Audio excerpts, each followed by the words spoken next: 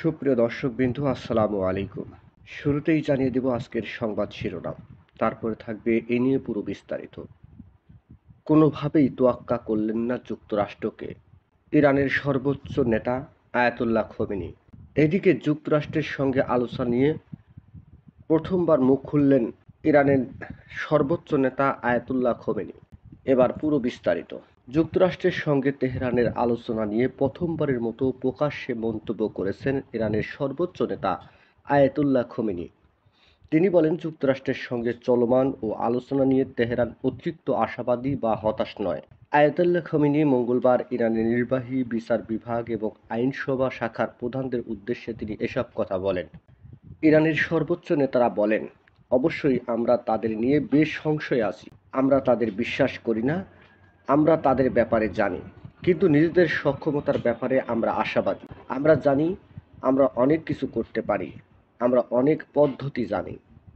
এই আলোচনায় প্রথম পদক্ষেপ ভালোভাবেই বাস্তবায়ন করা হয়েছে বলেও মন্তব্য করেন খামেনি। তিনি জোর দিয়ে বলেন, দুপক্ষই লাল রেখা কী হবে তা স্পষ্ট করে দিয়েছে। এখন সেগুলো সতর্কভাবে অনুসরণ করতে হবে। কোনো সিদ্ধান্তে পৌঁছতে পারে এই আলোচনা অবশ্যই অনুসরণ করতে হবে।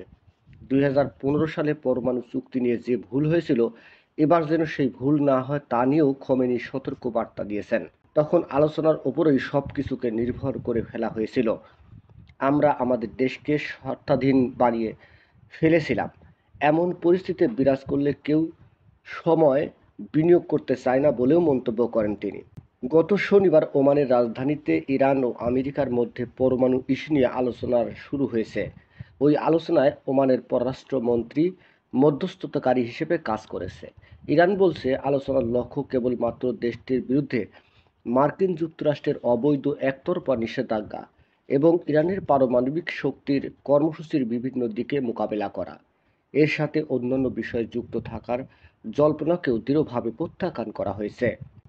2015 সালে ইরান এবং বিশ্ব শক্তির মধ্যে স্বাক্ষরিত ঐতিহাসিক পারমাণবিক চুক্তি কম্প্রিহেনসিভ প্ল্যান অফ অ্যাকশন অনুসারে যুক্তরাষ্ট্র কিছু নিষেধাজ্ঞা প্রত্যাহার করে।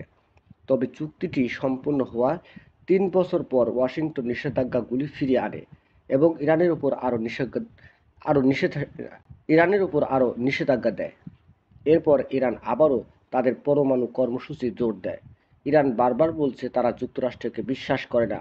ওয়াশিংটন এই প্রতিকূল মনোভাবকে সর্বোচ্চ চাপ হিসাবে অভিহিত করেছে, যার ফলে আমেরিকার কর্মকর্তারা বারবার ইরানের মাটিতে সামরিক শক্তি প্রয়োগের হুমকিও দিচ্ছে। নিউজটি সম্পূর্ণ দেখার জন্য সবাইকে ধন্যবাদ। বাংলা নিউজের পরবর্তী আপডেট পেতে আমাদের চ্যানেলটি সাবস্ক্রাইব করুন। নিউজটি ভালো লাগলে অবশ্যই লাইক, কমেন্ট, শেয়ার করে অন্যকে দেখার সুযোগ করে দিন। ধন্যবাদ।